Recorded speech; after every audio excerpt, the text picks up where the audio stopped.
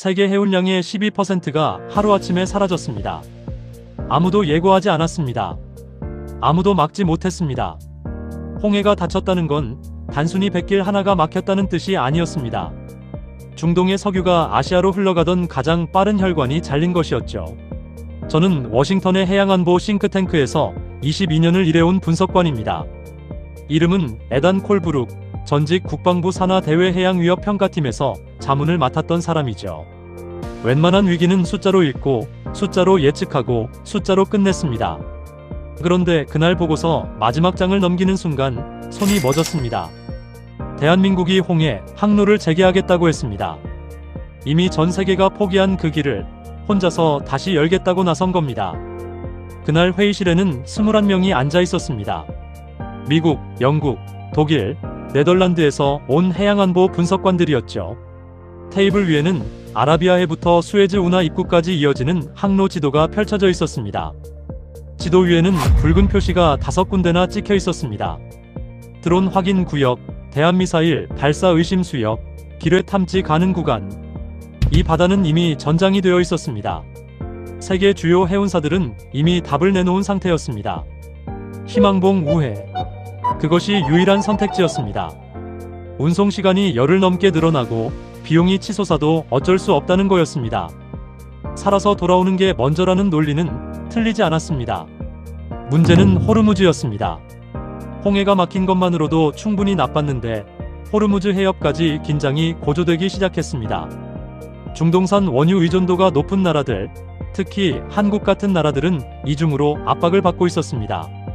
한쪽 통로가 막히면 다른 쪽으로 돌아가면 됩니다. 그런데 두 통로가 동시에 흔들리면 어떻게 됩니까? 돌아갈 곳이 없어집니다. 저는 그 상황을 숫자로 정리하면서 한국이 이 위기에서 가장 빠르게 무너질 나라 중 하나라고 판단했습니다.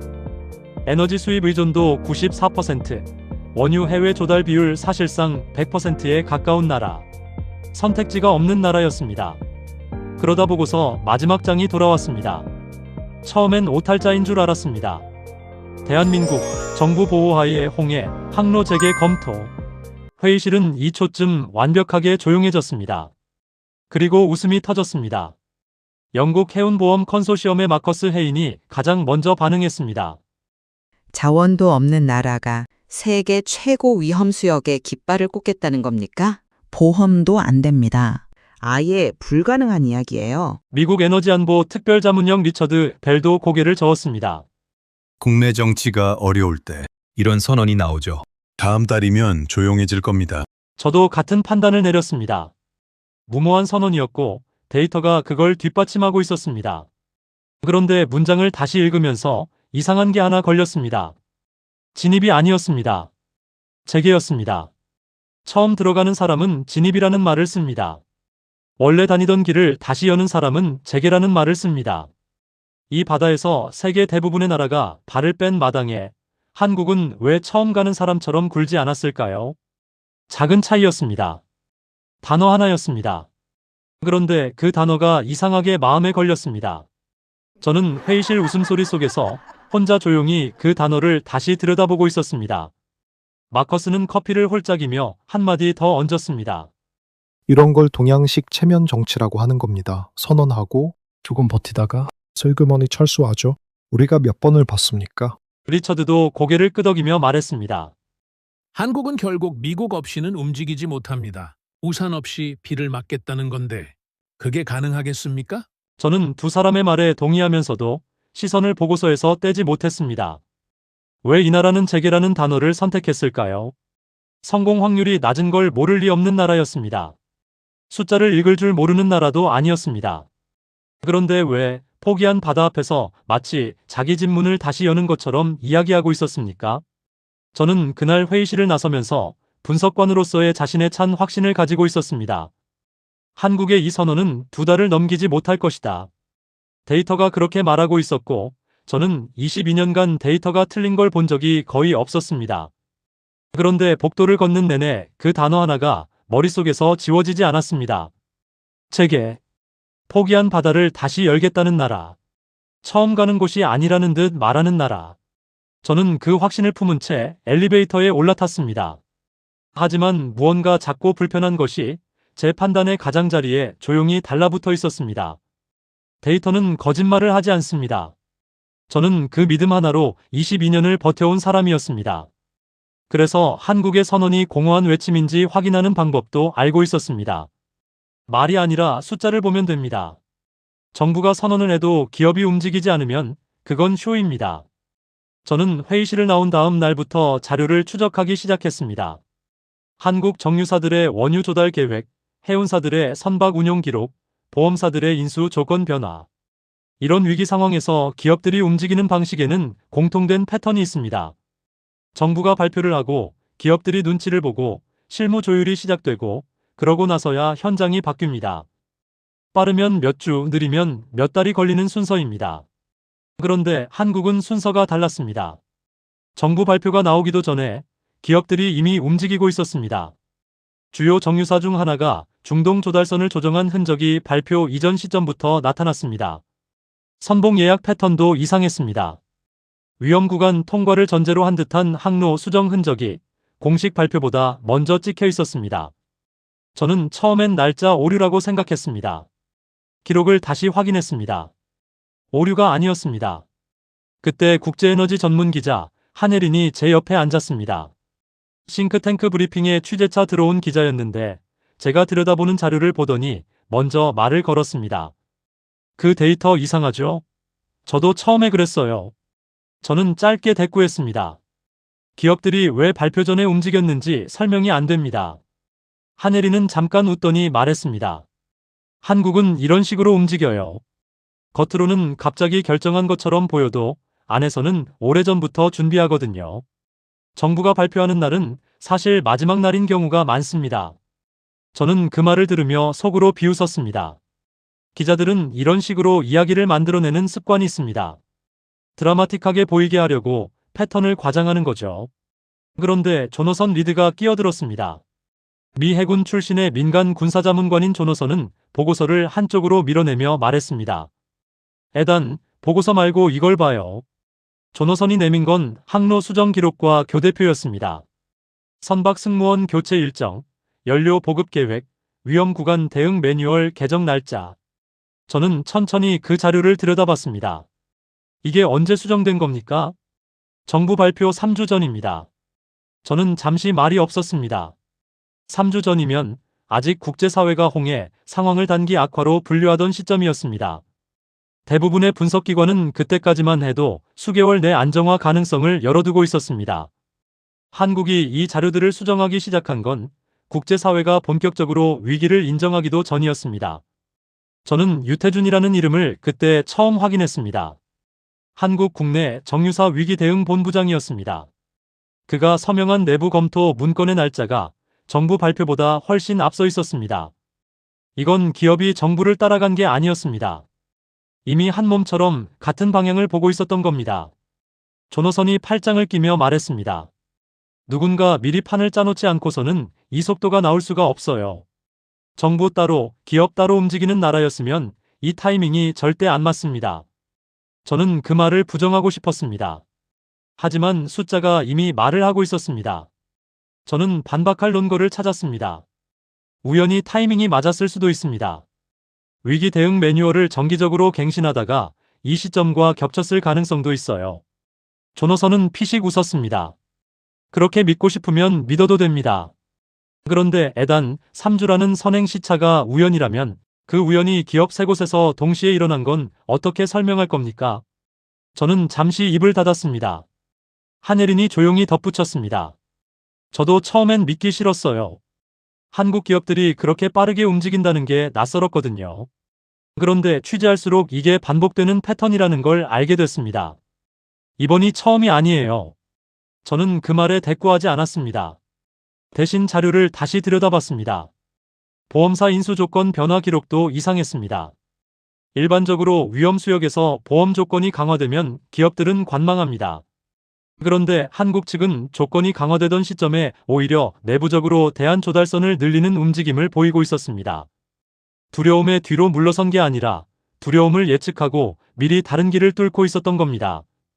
저는 그날 저녁 호텔방에 돌아와 노트를 펼쳤습니다. 한국, 정치 이벤트 가능성이라고 적어뒀던 첫 줄을 한참 들여다봤습니다. 지우지는 않았습니다. 하지만 그 옆에 새로운 줄을 하나 더 적었습니다. 기업과 정부의 사전 조율 가능성, 재검토 필요. 작은 수정이었습니다. 그런데 22년 동안 한국에 대해 내려온 제 판단에서 무언가가 처음으로 흔들린 순간이었습니다. 저는 그 사실이 불편했습니다. 매우 불편했습니다. 아덴만의 수온은 2월 기준으로 섭씨 26도입니다. 따뜻하고 잔잔해 보이지만 그 바다에서 교전이 벌어지면 구조선이 도착하는데 평균 40분이 걸립니다. 저는 그 숫자를 오래전에 보고서에서 읽었습니다. 그런데 그날은 그 숫자가 다르게 느껴졌습니다. 차갑게. 저는 한국의 해상 대응 능력을 직접 확인하기로 했습니다. 정유사와 해운사 데이터만으로는 부족했습니다. 결국 이 모든 계획의 실행 가능성은 바다 위에서 결정되는 것이었습니다. 저는 서민재 비서관을 통해 자료 요청을 넣었습니다.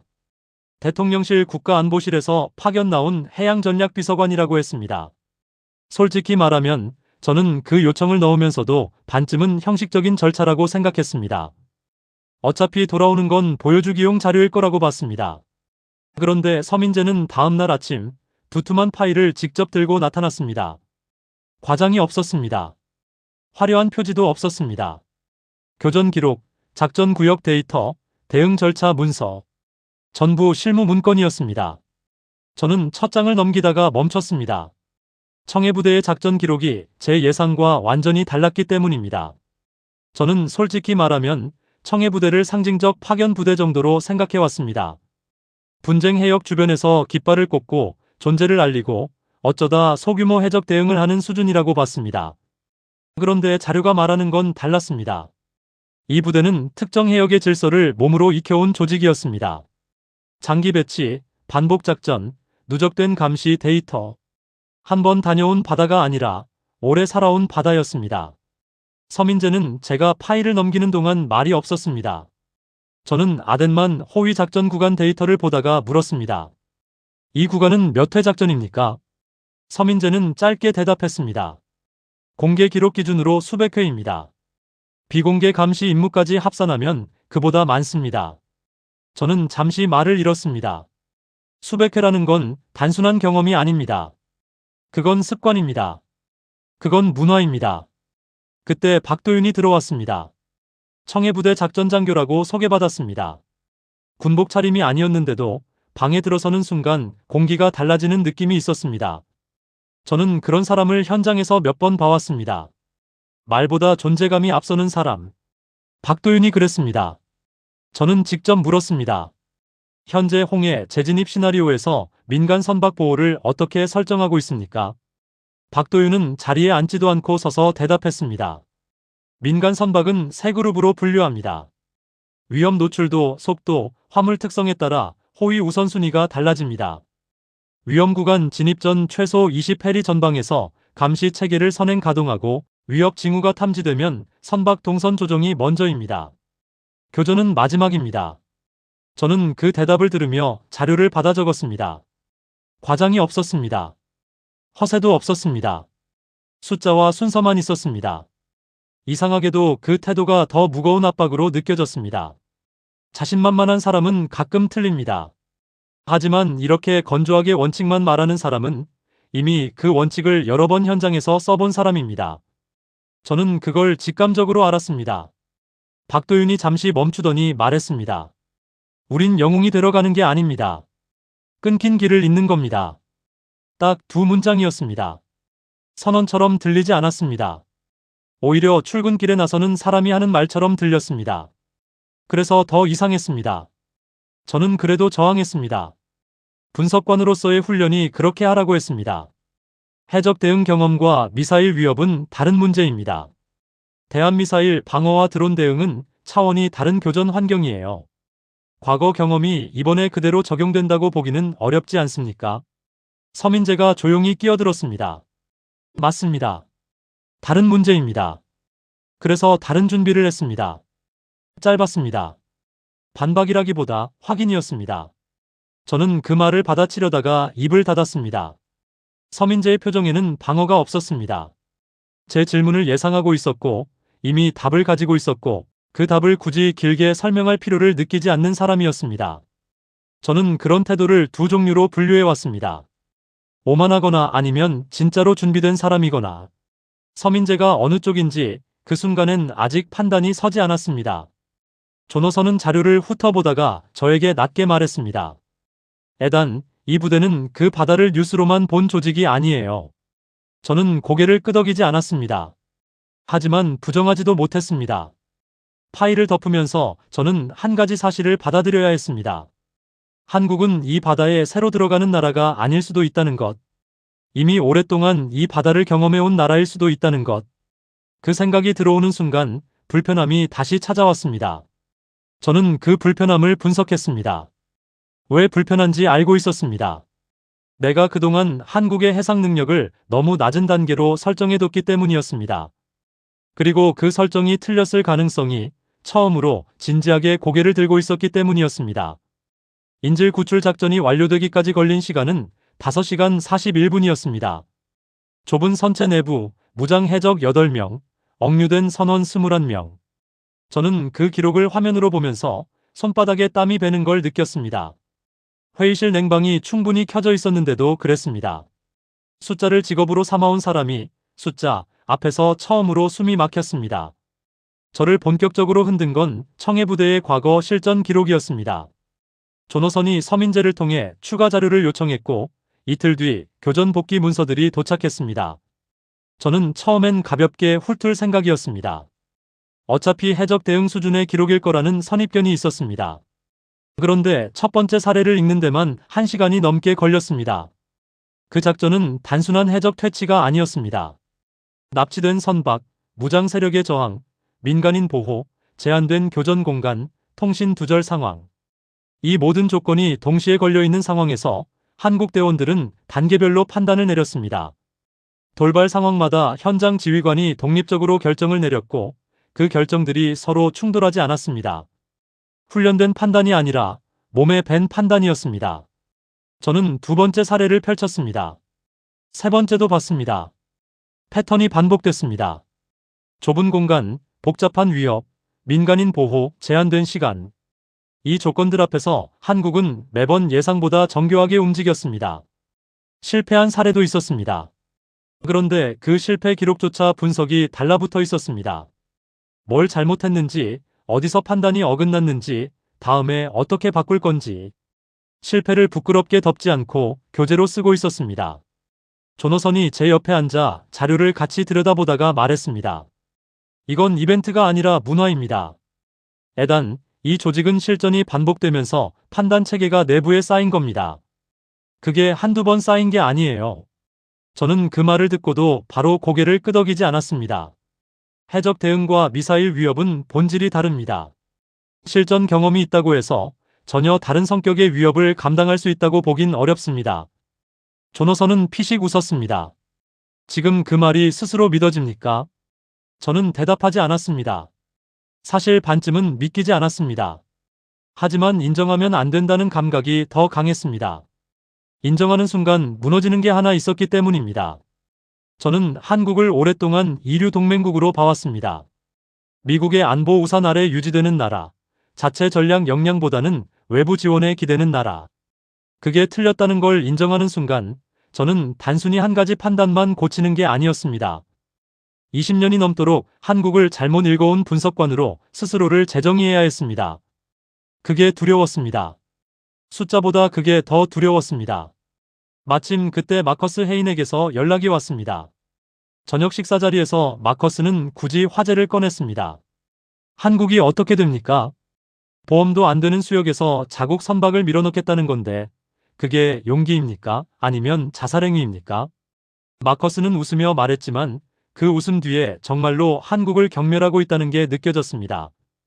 유럽 보험 시장에서 그 항로는 사실상 인수 불가입니다. 보험이 없으면 선박 운용사가 움직이지 않아요. 아무리 정부가 나서도 한계가 있습니다. 저는 그 말을 들으면서 예전과 다른 감각을 느꼈습니다. 예전이었다면 동의했을 겁니다. 당연하다고 맞장구를 쳤을 겁니다. 그런데 이상하게도 마커스의 말이 얄팍하게 들렸습니다. 보험 논리는 맞습니다. 틀린 말이 아닙니다. 그런데 그 논리는 지금까지 있어온 구조 안에서만 맞습니다. 그 구조 바깥에서 움직이는 나라가 있다면 보험 논리는 그 나라를 설명하지 못합니다. 저는 마커스에게 직접 말하지 않았습니다. 그냥 고개를 끄덕이는 척하며 자리를 정리했습니다. 그러나 호텔로 돌아오는 길에 머릿속에서 정리되는 문장이 하나 있었습니다. 무모함과 준비된 결단은 다르다. 그 둘을 구분하지 않으면 보이는 것만 보게 된다. 저는 방에 들어와 교전 기록 파일을 다시 펼쳤습니다. 박도윤이 설명했던 대응 원칙들을 다시 읽었습니다. 그리고 처음으로 이 질문을 제 자신에게 했습니다. 나는 지금까지 한국을 숫자로 읽은 겁니까? 아니면 편견으로 읽은 겁니까? 답을 쓰지 못했습니다. 하지만 그 질문이 나왔다는 것 자체가 이미 제 안에서 무언가가 뒤집히기 시작했다는 신호였습니다. 저는 그걸 알면서도 조금 더 저항하기로 했습니다. 분석관이란 쉽게 입장을 바꾸면 안 된다고 배워온 사람이었습니다. 그런데 그날 밤 그 다짐이 예전만큼 단단하게 느껴지지 않았습니다. 인질 구출 작전이 완료되기까지 걸린 시간은 5시간 41분이었습니다. 좁은 선체 내부 무장 해적 8명, 억류된 선원 21명. 저는 그 기록을 화면으로 보면서 손바닥에 땀이 배는 걸 느꼈습니다. 회의실 냉방이 충분히 켜져 있었는데도 그랬습니다. 숫자를 직업으로 삼아온 사람이 숫자 앞에서 처음으로 숨이 막혔습니다. 저를 본격적으로 흔든 건 청해부대의 과거 실전 기록이었습니다. 조노선이 서민재를 통해 추가 자료를 요청했고 이틀 뒤 교전 복귀 문서들이 도착했습니다. 저는 처음엔 가볍게 훑을 생각이었습니다. 어차피 해적 대응 수준의 기록일 거라는 선입견이 있었습니다. 그런데 첫 번째 사례를 읽는 데만 1시간이 넘게 걸렸습니다. 그 작전은 단순한 해적 퇴치가 아니었습니다. 납치된 선박, 무장 세력의 저항, 민간인 보호, 제한된 교전 공간, 통신 두절 상황. 이 모든 조건이 동시에 걸려있는 상황에서 한국 대원들은 단계별로 판단을 내렸습니다. 돌발 상황마다 현장 지휘관이 독립적으로 결정을 내렸고 그 결정들이 서로 충돌하지 않았습니다. 훈련된 판단이 아니라 몸에 밴 판단이었습니다. 저는 두 번째 사례를 펼쳤습니다. 세 번째도 봤습니다. 패턴이 반복됐습니다. 좁은 공간, 복잡한 위협, 민간인 보호, 제한된 시간. 이 조건들 앞에서 한국은 매번 예상보다 정교하게 움직였습니다. 실패한 사례도 있었습니다. 그런데 그 실패 기록조차 분석이 달라붙어 있었습니다. 뭘 잘못했는지, 어디서 판단이 어긋났는지, 다음에 어떻게 바꿀 건지. 실패를 부끄럽게 덮지 않고 교재로 쓰고 있었습니다. 조노선이 제 옆에 앉아 자료를 같이 들여다보다가 말했습니다. 이건 이벤트가 아니라 문화입니다. 애단, 이 조직은 실전이 반복되면서 판단 체계가 내부에 쌓인 겁니다. 그게 한두 번 쌓인 게 아니에요. 저는 그 말을 듣고도 바로 고개를 끄덕이지 않았습니다. 해적 대응과 미사일 위협은 본질이 다릅니다. 실전 경험이 있다고 해서 전혀 다른 성격의 위협을 감당할 수 있다고 보긴 어렵습니다. 조노선은 피식 웃었습니다. 지금 그 말이 스스로 믿어집니까? 저는 대답하지 않았습니다. 사실 반쯤은 믿기지 않았습니다. 하지만 인정하면 안 된다는 감각이 더 강했습니다. 인정하는 순간 무너지는 게 하나 있었기 때문입니다. 저는 한국을 오랫동안 이류 동맹국으로 봐왔습니다. 미국의 안보 우산 아래 유지되는 나라, 자체 전략 역량보다는 외부 지원에 기대는 나라. 그게 틀렸다는 걸 인정하는 순간 저는 단순히 한 가지 판단만 고치는 게 아니었습니다. 20년이 넘도록 한국을 잘못 읽어온 분석관으로 스스로를 재정의해야 했습니다. 그게 두려웠습니다. 숫자보다 그게 더 두려웠습니다. 마침 그때 마커스 해인에게서 연락이 왔습니다. 저녁 식사 자리에서 마커스는 굳이 화제를 꺼냈습니다. 한국이 어떻게 됩니까? 보험도 안 되는 수역에서 자국 선박을 밀어넣겠다는 건데 그게 용기입니까? 아니면 자살행위입니까? 마커스는 웃으며 말했지만 그 웃음 뒤에 정말로 한국을 경멸하고 있다는 게 느껴졌습니다. 유럽 보험 시장에서 그 항로는 사실상 인수 불가입니다. 보험이 없으면 선박 운용사가 움직이지 않아요. 아무리 정부가 나서도 한계가 있습니다. 저는 그 말을 들으면서 예전과 다른 감각을 느꼈습니다. 예전이었다면 동의했을 겁니다. 당연하다고 맞장구를 쳤을 겁니다. 그런데 이상하게도 마커스의 말이 얄팍하게 들렸습니다. 보험 논리는 맞습니다. 틀린 말이 아닙니다. 그런데 그 논리는 지금까지 있어온 구조 안에서만 맞습니다. 그 구조 바깥에서 움직이는 나라가 있다면 보험 논리는 그 나라를 설명하지 못합니다. 저는 마커스에게 직접 말하지 않았습니다. 그냥 고개를 끄덕이는 척하며 자리를 정리했습니다. 그러나 호텔로 돌아오는 길에 머릿속에서 정리되는 문장이 하나 있었습니다. 무모함과 준비된 결단은 다르다. 그 둘을 구분하지 않으면 보이는 것만 보게 된다. 저는 방에 들어와 교전 기록 파일을 다시 펼쳤습니다. 박도윤이 설명했던 대응 원칙들을 다시 읽었습니다. 그리고 처음으로 이 질문을 제 자신에게 했습니다. 나는 지금까지 한국을 숫자로 읽은 겁니까? 아니면 편견으로 읽은 겁니까? 답을 쓰지 못했습니다. 하지만 그 질문이 나왔다는 것 자체가 이미 제 안에서 무언가가 뒤집히기 시작했다는 신호였습니다. 저는 그걸 알면서도 조금 더 저항하기로 했습니다. 분석관이란 쉽게 입장을 바꾸면 안 된다고 배워온 사람이었습니다. 그런데 그날 밤 그 다짐이 예전만큼 단단하게 느껴지지 않았습니다. 통과했다는 신호가 확인된 지 14시간이 지났습니다. 그런데 회의실 분위기는 여전히 두 갈래로 갈라져 있었습니다. 한쪽은 한국의 결과를 인정하려 했고 다른 한쪽은 여전히 조건을 달고 있었습니다. 저는 그 사이 어딘가에 앉아서 제 보고서 초안을 열었다 닫았다를 반복하고 있었습니다. 문장이 써지지 않았습니다. 리처드 벨이 먼저 입을 열었습니다. 워싱턴에서 화상으로 연결된 리처드는 넥타이를 단정하게 매고 있었습니다. 목소리도 단정했습니다. 한 번 통과한 건 데이터가 아닙니다. 패턴이 되려면 반복이 필요합니다. 그리고 지금 한국이 버티고 있는 건 결국 미국의 광역 감시망이 그 해역에 깔려있기 때문이기도 합니다. 우산 바깥에서 한국이 단독으로 얼마나 버틸 수 있겠습니까? 틀린 말이 아니었습니다. 동맹의 구조가 실제로 작동하고 있다는 것도 사실이었습니다. 그런데 저는 그 말을 들으면서 절반만 맞다는 생각이 처음으로 들었습니다. 동맹은 분명히 중요합니다. 저는 그 가치를 부정한 적이 없습니다. 그런데 한국은 동맹만 믿고 이 선택을 한 나라가 아니었습니다. 기업이 발표보다 먼저 움직였고 부대가 이 바다를 이미 수백 번 경험해왔고 박도윤은 2초 안에 대응을 바꿨습니다. 그게 전부 외부 우산의 결과였습니까? 저는 그렇게 정리할 수가 없었습니다. 한예린이 노트북을 들고 테이블 한쪽에 자리를 잡았습니다. 취재 중이었지만 이 자리에선 발언이 허용된 상태였습니다. 한예린이 화면 2개를 나란히 펼쳐 보이며 말했습니다. 어제 통과 이후로 한국 관련 항로 데이터를 재평가하기 시작한 기관이 벌써 3곳입니다. 런던 보험시장에서 한국 선박에 대한 인수조건 재검토 요청이 들어왔고 아시아에너지 거래소에서 관련 선물 가격이 미세하게 움직이기 시작했습니다. 리처드가 받아쳤습니다. 시장은 항상 과민 반응을 합니다. 한예린은 화면에서 눈을 떼지 않았습니다. 과민 반응이 아닙니다. 시장은 어제 한국이 무언가를 증명했다고 읽기 시작한 겁니다. 저는 그 표현을 듣는 순간 멈췄습니다. 증명. 그렇습니다. 통과 자체보다 그 통과가 시장에 보낸 신호가 달랐습니다. 이 항로는 불가능하다는 전제를 깨는 데이터 포인트가 생긴 겁니다. 한예린이 말을 이었습니다. 한국은 지금 단순히 배를 보낸 게 아니에요. 시장을 다시 학습시키고 있는 겁니다. 저는 그 문장을 듣는 순간 가슴 어딘가가 두드려지는 느낌을 받았습니다. 시장을 다시 학습시킨다는 건 위기 앞에서 수동적으로 반응한 게 아니라는 뜻입니다. 위기의 언어 자체를 바꾸고 있다는 뜻입니다. 저는 서민재를 돌아봤습니다. 서민재는 팔짱을 낀 채 창밖을 보고 있었습니다. 저는 물었습니다. 처음부터 이걸 계산했습니까? 단순히 항로를 여는 게 목적이 아니라 시장 반응을 바꾸는 것까지. 서민재가 천천히 고개를 돌렸습니다.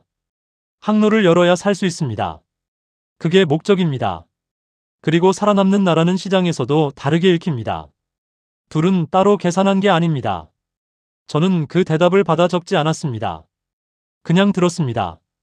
받아 적는 순간 이미 알고 있었다는 게 기록으로 남을 것 같아서였습니다. 유태준이 전화로 연결됐습니다. 한국 정유사 위기대응본부장이었습니다. 화면 너머 유태준은 피곤한 얼굴이었지만 목소리는 안정됐습니다. 어제 통과 이후 조달선 일부를 재조정했습니다. 보험 조건 재검토 구간이 생기는데 사흘이 걸릴 것 같습니다. 그 사이 브리지 계약으로 공백을 메울 예정입니다. 저는 그 말을 들으며 이 사람이 지금 실패 가능성을 전혀 계산하지 않고 있다는 걸 알았습니다. 실패했을 때 어떻게 할지가 아니라 성공 이후 어떻게 확장할지를 이미 보고 있었습니다. 무모함이 아니었습니다. 그 다음 단계를 이미 준비하고 있는 사람의 태도였습니다. 리처드는 그 통화가 끝나고 나서도 입장을 바꾸지 않았습니다. 한국의 실행력은 인정합니다. 그런데 전략적 자율성은 다른 문제입니다. 워싱턴의 판단 없이 이게 지속 가능하겠습니까? 저는 그 말을 들으면서 예전이라면 당연히 동의했을 거라는 걸 압니다. 그런데 지금은 달랐습니다. 리처드의 말은 옳을 수도 있습니다. 하지만 그 말은 한국이 이미 혼자서 해낸 것들을 설명하지 못합니다. 설명하지 못하는 말은 맞더라도 절반짜리 말입니다. 저는 보고서 파일을 다시 열었습니다. 초안 첫 줄에는 이렇게 쓰여 있었습니다. 한국의 위험한 도박. 저는 그 문장을 오래 들여다봤습니다. 지우지는 않았습니다. 대신 그 아래에 세 줄을 열었습니다. 손가락이 멈췄습니다. 뭐라고 써야 하는지는 이미 알고 있었습니다. 쓰는 게 두려운 거였습니다. 쓰는 순간 제가 그동안 틀렸다는 게 문서로 확정되기 때문이었습니다. 저는 결국 썼습니다. 한국은 위기를 피한 것이 아니라 위기의 언어를 바꾸고 있다. 그리고 한 줄을 더 썼습니다. 이 나라는 피해자가 아니라 설계자일지도 모른다. 손이 떨리지는 않았습니다. 오히려 이상하게 고요했습니다. 22년 만에 처음으로 한국에 대한 문장을 쓰면서 제 손이 확신 위에서 움직이고 있었습니다. 다만 그 확신의 방향이 처음 회의실에 앉았던 날과 완전히 달라져 있었습니다. 국제보험 시장이 움직이는 데는 보통 몇 주가 걸립니다. 그런데 한국 선단이 시험 구간을 통과한 지 닷새 만에 런던 로이즈 시장에서 한국 관련 항로 인수조건 재검토 요청이 공식으로 접수됐습니다. 저는 그 소식을 한혜린에게 문자로 받았습니다. 새벽 5시였습니다. 잠이 달아났습니다. 시장은 감정으로 움직이지 않습니다. 기대나 응원으로 바뀌는 곳이 아닙니다. 숫자가 설득해야 열리는 곳입니다. 그 시장이 한국을 다시 보기 시작했다는 건 한국이 실제로 무언가를 증명했다는 뜻이었습니다. 저는 22년간 그 시장의 언어를 읽어온 사람으로서 그 사실을 부정할 방법이 없었습니다. 아시아 에너지 업계의 반응도 달라지고 있었습니다. 한예린이 취재 중에 확인한 내용에 따르면 싱가포르와 도쿄의 에너지 거래 관계자들이 조용히 같은 질문을 던지기 시작했습니다. 왜 한국은 가능했는가? 그 질문이 퍼지고 있다는 것 자체가 이미 답이 전제된 움직임이었습니다. 불가능하다고 생각하는 것에는 이런 질문이 붙지 않습니다. 살림 오마르에게서도 연락이 왔습니다. 현지 항만 하역 감독관인 살림은 짧게 말했습니다. 처음엔 아무도 믿지 않았습니다. 그런데 지금은 사람들이 한국 선단 움직임을 눈여겨보고 있습니다. 조용히요. 저는 그 표현이 마음에 걸렸습니다. 조용히. 공개적으로 인정하진 않지만 무시할 수 없어진 상태. 그게 실력이 세상을 움직이는 방식이었습니다. 미국 내부 회의에서도 변화가 감지됐습니다. 리처드가 주재하는 정기평가 회의였습니다. 한국을 단순한 보호대상 동맹국으로 분류하던 기존 틀을 유지할지 재검토할지를 놓고 처음으로 의견이 갈렸습니다. 예전 같으면 갈릴 이유가 없었습니다. 그냥 유지됐을 겁니다. 그런데 이번엔 달랐습니다. 몇 명이 처음으로 다른 말을 꺼냈습니다. 한국의 독자 대응 역량을 별도 항목으로 분류할 필요가 있지 않겠습니까? 리처드는 그 말에 즉답하지 않았습니다. 즉답하지 않는다는 것 자체가 예전과 달라진 점이었습니다. 저는 그 회의를 마치고 제 보고서 파일을 다시 열었습니다. 제목이 아직 바뀌지 않은 상태였습니다. 한국의 위험한 도박. 저는 그 제목을 일주일 가까이 그대로 뒀습니다. 고치는 게 맞다는 건 알았습니다. 그런데 고치는 순간 뒤따라오는 것들이 무거웠습니다. 저는 결국 제목을 지웠습니다. 그리고 새로 썼습니다. 준비된 국가의 위험관리. 문장 하나를 고치는데 일주일이 걸렸습니다. 분석관 22년 경력에서 이렇게 오래 걸린 수정은 처음이었습니다. 왜냐하면 이건 단순한 제목 수정이 아니었기 때문입니다. 내가 수십 년 동안 한국을 잘못 읽어왔다는 걸 문서로 남기는 일이었기 때문입니다. 한예린이 그날 저녁 제게 물었습니다. 보고서 제목 바꾸셨습니까? 저는 고개를 끄덕였습니다. 한예리는 더 묻지 않았습니다. 그냥 짧게 말했습니다. 늦지 않았습니다. 저는 그 말에 대꾸하지 않았습니다. 하지만 그 말이 위로가 됐습니다. 위로가 필요한 상황이었다는 걸 그때 처음으로 인정했습니다. 마커스 헤이는 끝까지 달랐습니다. 공개석상에서는 태도를 바꾸지 않으려 했습니다. 한 번의 통과가 패턴을 만들지는 않습니다. 보험시장의 재검토는 탐색이지 결정이 아닙니다. 말은 그렇게 했습니다. 그런데 마커스는 이전과 달리 웃지 않았습니다. 비웃음이 사라진 자리에 침묵이 들어와 있었습니다. 저는 그 침묵이 이미 답이라는 걸 알았습니다. 부정은 웃음과 함께 올 때만 힘이 있습니다. 웃음을 잃은 부정은 그냥 버티는 것에 불과합니다. 살림이 마지막으로 보내온 메시지에는 짧은 문장이 하나 있었습니다. 여기 사람들이 한국 선단 이야기를 할 때 목소리가 달라졌습니다. 저는 그 문장을 보고서 각주에 그대로 옮겨 적었습니다. 수치가 아닌 문장을 각주에 쓴 건 그것도 처음이었습니다. 그런데 이상하게도 그 문장이 어떤 숫자보다 정확하게 느껴졌습니다. 저는 보고서를 정리하면서 확신이 들었습니다. 한국은 세계가 몰랐던 힘을 갑자기 만들어낸 게 아니었습니다. 원래 가지고 있던 힘을 위기 속에서 드러낸 것뿐이었습니다. 그리고 세계가 그걸 몰랐던 건 한국이 숨겼기 때문이 아니었습니다. 우리가 보려 하지 않았기 때문이었습니다. 저는 그 문장을 보고서 본문 첫 단락에 올렸습니다. 분석관의 언어가 아니라 목격한 사람의 언어로 썼습니다. 그게 더 정확하다고 느꼈기 때문입니다. 그리고 그 느낌을 믿기로 했습니다. 22년 만에 처음으로 숫자보다 느낌을 먼저 믿기로 한 순간이었습니다. 국제보험시장이 움직이는 데는 보통 몇 주가 걸립니다. 그런데 한국 선단이 시험 구간을 통과한 지 닷새 만에 런던 로이즈 시장에서 한국 관련 항로 인수조건 재검토 요청이 공식으로 접수됐습니다. 저는 그 소식을 한예린에게 문자로 받았습니다. 새벽 5시였습니다. 잠이 달아났습니다. 시장은 감정으로 움직이지 않습니다. 기대나 응원으로 바뀌는 곳이 아닙니다. 숫자가 설득해야 열리는 곳입니다. 그 시장이 한국을 다시 보기 시작했다는 건 한국이 실제로 무언가를 증명했다는 뜻이었습니다. 저는 22년간 그 시장의 언어를 읽어온 사람으로서 그 사실을 부정할 방법이 없었습니다. 아시아 에너지 업계의 반응도 달라지고 있었습니다. 한예린이 취재 중에 확인한 내용에 따르면 싱가포르와 도쿄의 에너지 거래 관계자들이 조용히 같은 질문을 던지기 시작했습니다.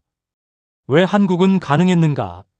그 질문이 퍼지고 있다는 것 자체가 이미 답이 전제된 움직임이었습니다. 불가능하다고 생각하는 것에는 이런 질문이 붙지 않습니다. 살림 오마르에게서도 연락이 왔습니다. 현지 항만 하역 감독관인 살림은 짧게 말했습니다. 처음엔 아무도 믿지 않았습니다. 그런데 지금은 사람들이 한국 선단 움직임을 눈여겨보고 있습니다. 조용히요. 저는 그 표현이 마음에 걸렸습니다. 조용히. 공개적으로 인정하진 않지만 무시할 수 없어진 상태. 그게 실력이 세상을 움직이는 방식이었습니다. 미국 내부 회의에서도 변화가 감지됐습니다. 리처드가 주재하는 정기평가 회의였습니다. 한국을 단순한 보호대상 동맹국으로 분류하던 기존 틀을 유지할지 재검토할지를 놓고 처음으로 의견이 갈렸습니다. 예전 같으면 갈릴 이유가 없었습니다. 그냥 유지됐을 겁니다.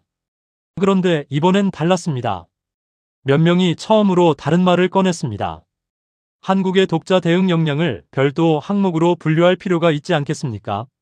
리처드는 그 말에 즉답하지 않았습니다. 즉답하지 않는다는 것 자체가 예전과 달라진 점이었습니다. 저는 그 회의를 마치고 제 보고서 파일을 다시 열었습니다. 제목이 아직 바뀌지 않은 상태였습니다. 한국의 위험한 도박. 저는 그 제목을 일주일 가까이 그대로 뒀습니다. 고치는 게 맞다는 건 알았습니다.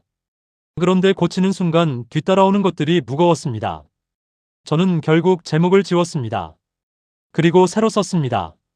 준비된 국가의 위험관리. 문장 하나를 고치는데 일주일이 걸렸습니다.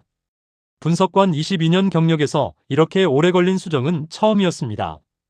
왜냐하면 이건 단순한 제목 수정이 아니었기 때문입니다. 내가 수십 년 동안 한국을 잘못 읽어왔다는 걸 문서로 남기는 일이었기 때문입니다. 한예린이 그날 저녁 제게 물었습니다. 보고서 제목 바꾸셨습니까? 저는 고개를 끄덕였습니다. 하늘이는 더 묻지 않았습니다. 그냥 짧게 말했습니다. 늦지 않았습니다. 저는 그 말에 대꾸하지 않았습니다. 하지만 그 말이 위로가 됐습니다. 위로가 필요한 상황이었다는 걸 그때 처음으로 인정했습니다. 마커스 헤이는 끝까지 달랐습니다. 공개석상에서는 태도를 바꾸지 않으려 했습니다. 한 번의 통과가 패턴을 만들지는 않습니다. 보험시장의 재검토는 탐색이지 결정이 아닙니다. 말은 그렇게 했습니다. 그런데 마커스는 이전과 달리 웃지 않았습니다. 비웃음이 사라진 자리에 침묵이 들어와 있었습니다. 저는 그 침묵이 이미 답이라는 걸 알았습니다. 부정은 웃음과 함께 올 때만 힘이 있습니다. 웃음을 잃은 부정은 그냥 버티는 것에 불과합니다. 살림이 마지막으로 보내온 메시지에는 짧은 문장이 하나 있었습니다. 여기 사람들이 한국 선단 이야기를 할 때 목소리가 달라졌습니다. 저는 그 문장을 보고서 각주에 그대로 옮겨 적었습니다. 수치가 아닌 문장을 각주에 쓴 건 그것도 처음이었습니다. 그런데 이상하게도 그 문장이 어떤 숫자보다 정확하게 느껴졌습니다. 저는 보고서를 정리하면서 확신이 들었습니다. 한국은 세계가 몰랐던 힘을 갑자기 만들어낸 게 아니었습니다. 원래 가지고 있던 힘을 위기 속에서 드러낸 것뿐이었습니다. 그리고 세계가 그걸 몰랐던 건 한국이 숨겼기 때문이 아니었습니다. 우리가 보려 하지 않았기 때문이었습니다. 저는 그 문장을 보고서 본문 첫 단락에 올렸습니다. 분석관의 언어가 아니라 목격한 사람의 언어로 썼습니다. 그게 더 정확하다고 느꼈기 때문입니다. 그리고 그 느낌을 믿기로 했습니다. 22년 만에 처음으로 숫자보다 느낌을 먼저 믿기로 한 순간이었습니다.